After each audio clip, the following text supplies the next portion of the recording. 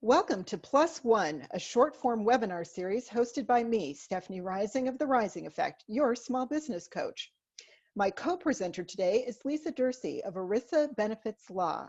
Our topics are attracting and retaining talented employees and the common mistakes that are made in benefits planning.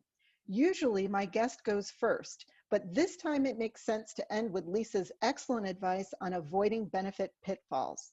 We each have 3 slides packed with actionable information you can learn in about 15 minutes. So let's jump in. Now, employee benefits span many options. I'm going to start at the very beginning with the new hire process. Then we'll dive more deeply into traditional and lifestyle benefits that are possible for most small business owners. One quick thing that I encourage you to keep in mind as we proceed is this.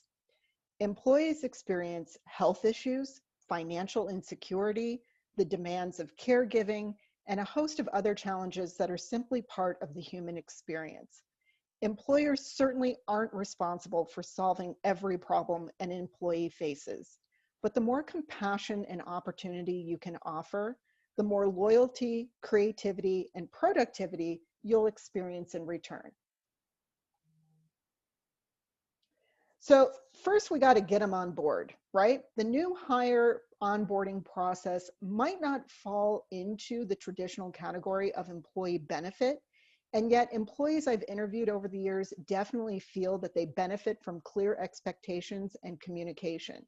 With greater certainty comes less anxiety, and that makes a big difference to employees while costing you nothing but your time and consideration. So let's take a look at this further. Some of us have been in business for so long, we've forgotten what it's like to be new. A new employee is likely unfamiliar with everyone else working in the company. They may be new to your industry, and they need to be shown where everything is, including the bathroom. So every time we're asking someone to join our business, we're taking a normally competent adult and immediately subjecting them to a bunch of unknowns while simultaneously scrutinizing them for how well they're catching on. So be patient, be realistic about your expectations, and help them feel like they're a welcome part of your team. Next, pair them up with a mentor. That accomplishes a couple of things. First, they're going to have the opportunity to learn from a colleague. Being able to ask questions and interact will enhance their ability to learn. And colleagues can impart tips and tricks they've picked up that might not be covered in the employee handbook. I mean, how many of us have figured out software shortcuts or the best driving routes to a job site simply through sheer experimentation? You want all of that knowledge passed down. Plus, pairing up a new employee with one of your rock stars means that they're going to absorb the company's standards. That can help them not only feel like they're part of their new team, but also how to be part of it. Now, an intangible benefit to an employee that also can distinguish you from your competitors is being well organized. Creating a clear sequence of training milestones shows a prospective employee that you are thoughtful in your approach to bringing them into your company. Organized standards and clear expectations appeal to high performers. I've provided an example here of how you can integrate this idea into your interview and training processes. So please feel free, excuse my tongue-tiedness, to pause the webinar and jot down some notes as to what this might look like for your next hire. Now that you've recruited top talent and got them on board, you want to keep them. 3 in 5 people say benefits and perks are a priority consideration in their employment. It's also becoming increasingly important to present a wider range of options so that you appeal to a variety of generations. So let's take a look at a handful of traditional and lifestyle benefits that most small businesses can offer. The first is health, dental, and vision insurance, which remains the most important benefit to employees. In a recent benefits study, 2,000 people were given a list of 17 benefits and asked how heavily they would weigh each one, especially considering a low-paying position. 88% said that having better health, dental, and vision insurance would affect their decision. Businesses with fewer than 25 employees may qualify for tax credits that can help offset the cost of the premiums. So be sure to consult with your financial advisor and insurance agent so you have an informed and affordable strategy. Now, while you're consulting with your financial advisor, add opt-in retirement plans to the conversation. If this is something you've been meaning to do but haven't gotten around to it, now's a good time, and here's why. We're going to be living with COVID for a while, which has had two effects. The first is some companies have switched to a virtual model for the foreseeable future. And the second is more and more employees are looking for some virtual flexibility in their work week, even if their office is open for business. This means that in-office perks like snacks and catered lunches may have diminishing value, whereas retirement is something that everyone benefits from regardless of where they're working. This broadens your appeal as an employer. Now, in that vein, there's general financial wellness.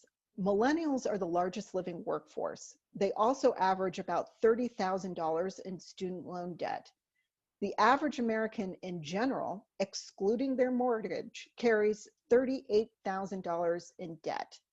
Small businesses may not be able to directly provide debt aid, but they can offer financial or credit counseling services as a low-cost benefit that has a big impact on employees who are trying to secure their financial future. So a third thing you can add to your financial advisor's list is whether they can offer any kind of group education or discounted planning services to your employees. Now, people value benefits that improve their work-life balance. In that same survey of 2,000 people I mentioned earlier, almost as many people, 88%, are looking for flexible hours as they are health insurance benefits. So this is especially important to recruiting women who can add valuable communication and collaboration skills to your team. So consider whether it's possible for your employees to choose non-traditional hours based on your business model and customer needs. Whenever possible, the focus should be more on the results of their performance rather than on the hours they work. And one more way that you can benefit your employees is by investing in their goals. One client of mine offers a smoking cessation program. He pays for 6 months of nicotine patches, and if you've still kicked the habit 6 months later, you get a $500 bonus. Another client of mine has committed to giving a performance bonus to an employee who is interested in working toward her advanced degree. And yet another client worked with an employee on performance goals to help him earn a bonus to use as a down payment on his first home. Now, I share these examples because every one of these companies has fewer than 30 employees. So even if you have just a handful of employees, I'm confident that there are affordable ways to show that you're invested in them as people.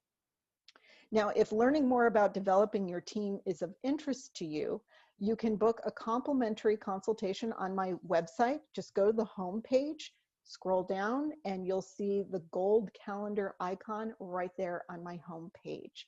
So from here, I'm going to turn it over to Lisa, and she's going to walk us through the common pitfalls of how to administer your benefits package. Hi, I'm Lisa Dursey from ERISA Benefits Law. We advise on employee benefit plans like the ones Stephanie discussed, including retirement plans, health and welfare plans, and fringe benefit plans like an education stipend or other creative ways you may want to compensate your employees. Something that's important to remember when you set up these benefit plans is that even if you are purchasing the plans through your financial advisor or insurance agent, you still have responsibilities to administer the plans correctly, as you provide these benefits to employees.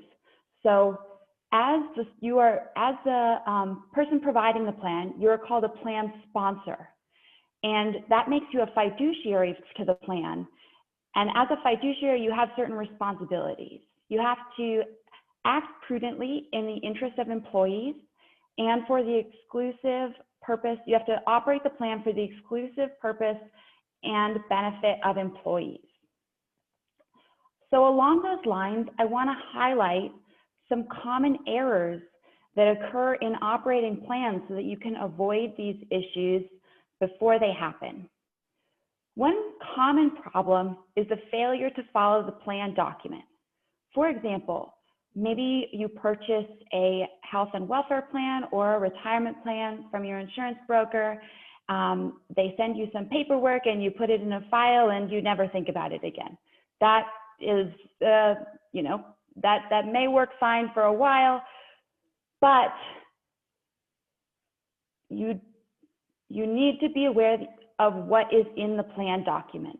You need to understand the eligibility terms for your insurance policies, and you need to understand what you should be offering through your 401k plan or what another retirement plan you have. For example, if the employer contributions are based on compensation, you have to look at the plan and see, what does compensation mean? Does it fit with the pay codes you're using?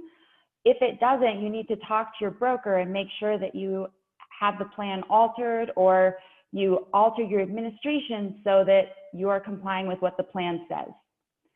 Another problem that's common is improperly excluding certain employees.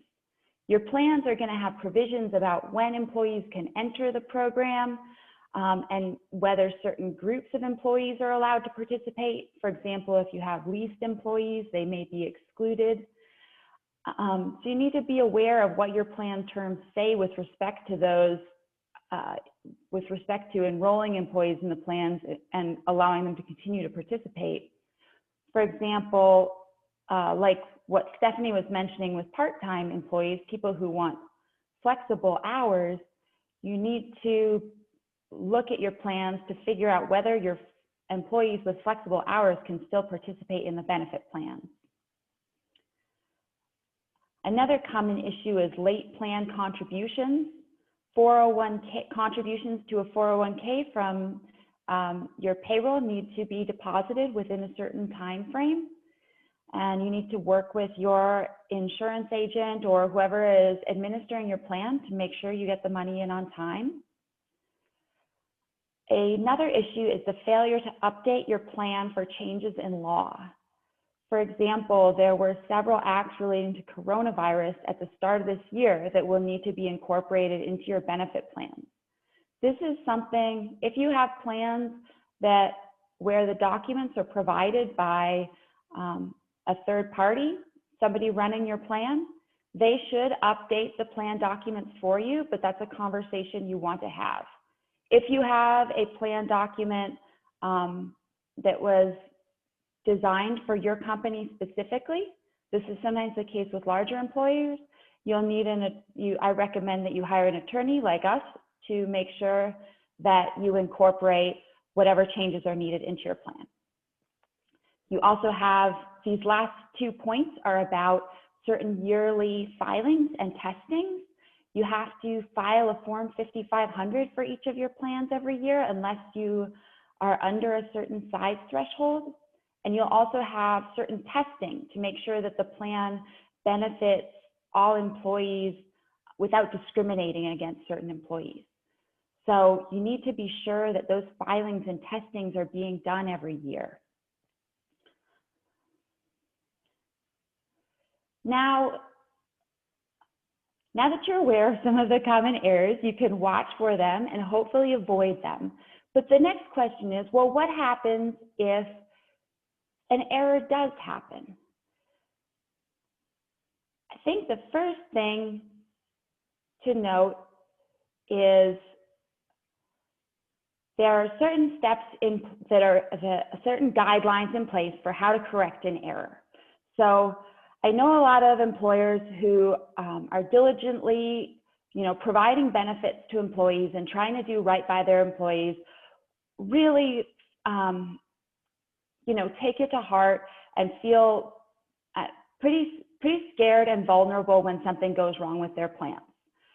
I want to just make you aware that when your plan is administered, and there's a problem, that problem can be corrected. So you just need to work with the right professional to make sure, whether that be your insurance provider or an attorney like me, to make sure that you're correcting the problem with the right procedures. So when you identify an error, reach out to someone to see how it should be fixed, and just, don't be sure to take action to fix it.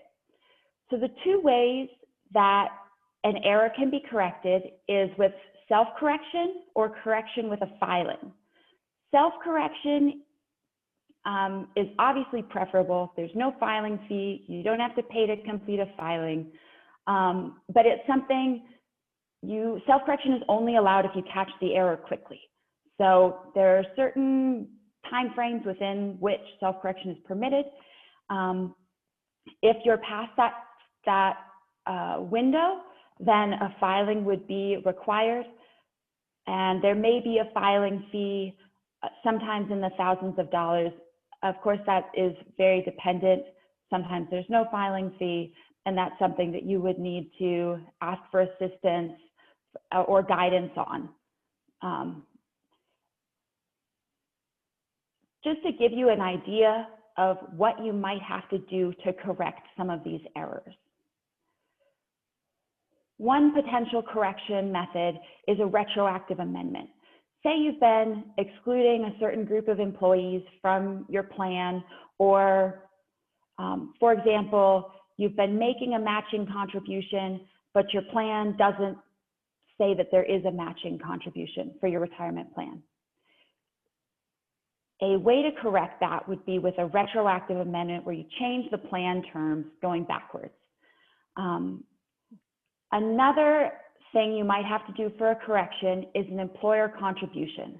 An employer contribution is required in situations where you should have been making a contribution to plan. For example, your plan terms say that you make a profit sharing contribution or a matching contribution and you haven't been making one, you would have to make a certain employer contribution to make up for that.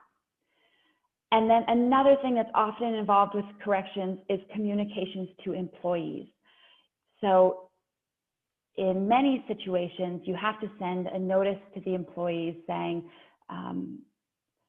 for example, with the retroactive amendment, we're amending the plan in this way, or otherwise informing them.